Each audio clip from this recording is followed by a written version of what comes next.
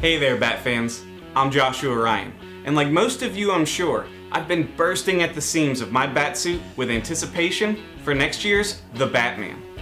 Batman and the big screen go way back, and through the years, Batman movies have had their highs, like Heath Ledger's unforgettable, Oscar-winning portrayal of the Joker, and Tim Burton's nightmare-esque visions of Gotham City. But they've also had their lows, like shark spray repellent and nipples on the Batsuit. But hopes are high for the Caped Crusader's upcoming film, The Batman. Originally set to release June 25th of 2021, the film was pushed back to October 1st of 2021 due to delays caused by the coronavirus pandemic. Luckily, that's not a huge delay, and we should still get to see the film hit cinemas next year.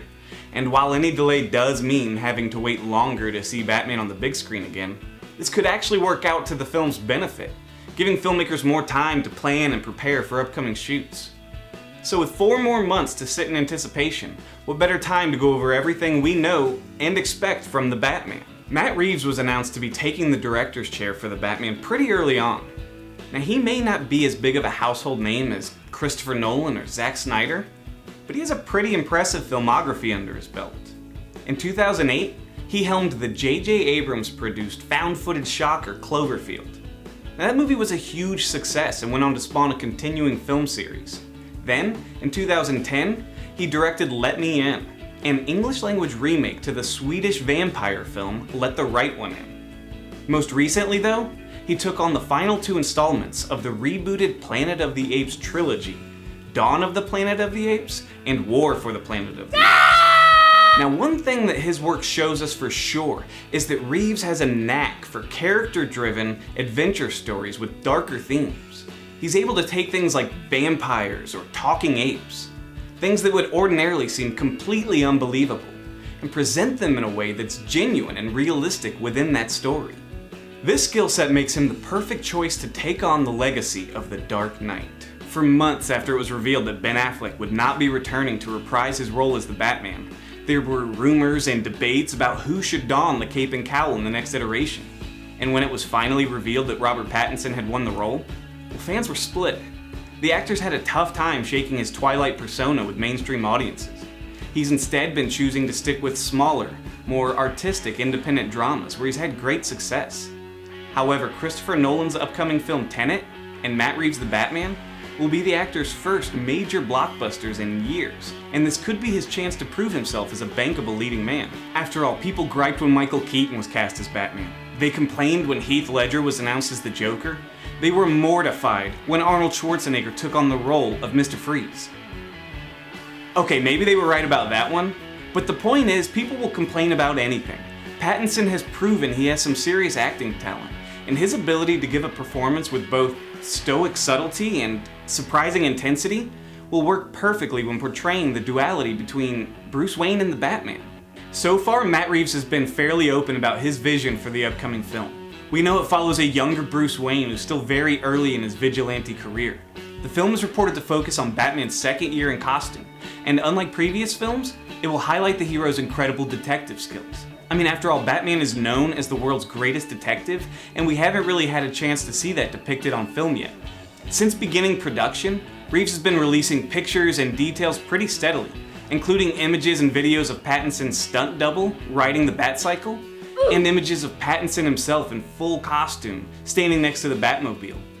Now this costume and these vehicles look perfectly in line with a young Bruce Wayne early in his crime-fighting career.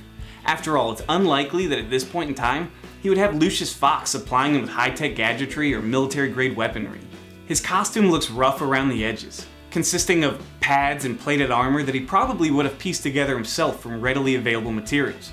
But it's the Batmobile that stands out the most. Essentially a souped-up muscle car, this Batmobile is a far cry from Christian Bale's gigantic tank of a tumbler, or Ben Affleck's futuristic-looking speedster. In fact, the on-screen Batmobile that most closely resembles this one is probably the Adam West Batmobile from the campy 1960s Batman series. That it resembles a sports car a billionaire playboy like Bruce Wayne would be expected to have in his garage already is further proof to the grounded direction and tone this film will be taking. While the exact plot details of the film have not been confirmed, there's of course been major speculation and rumors all over the internet. What we do know for sure is that the movie will of course feature Commissioner Gordon, played by Jeffrey Wright, and Alfred, played by Andy Serkis, as well as popular Batman villains the Riddler, played by Paul Dano, the Penguin, played by Colin Farrell, Catwoman, played by Zoe Kravitz, and Carmine Falcone, played by John Turturro. And while we don't know to what extent each of these characters' roles will be, Colin Farrell recently revealed that the Penguin will not be a major character in the movie. It's been widely speculated that this movie will draw heavily from the popular storyline, The Long Halloween. The story of The Long Halloween, created by Jeff Loeb and Tim Sale, also takes place during Batman's early days of crime fighting, as Batman tries to solve the mystery of a killer named Holiday, who kills his victims on various holidays throughout the year. The Long Halloween features a slew of villains from Batman's Rogues Gallery, and does heavily feature Batman's detective skills. However, sources are saying that while the film will draw inspiration from this story, it will not be a direct adaptation. One source close to the project claims that instead, the film will feature the Riddler as its primary villain, killing off mayoral candidates and leaving riddles at the crime scene. Now, while it's fun to speculate about what may or may not happen in the film, in all honesty, we'll just have to wait until more details are confirmed to know anything for sure. In all likelihood, the Batman will draw inspiration from various comic book storylines like Batman Year One, Court of Owls, and The Long Halloween, all while creating a new and original vision for the character. What do you want to see out of the Batman? Are you a fan of the casting and direction the film is heading in so far, or would you like to see something completely different? Let us know in the comments. I'm Joshua Ryan, and in the words of Mr. Freeze, it was "Ice to see you." That movie was so terrible.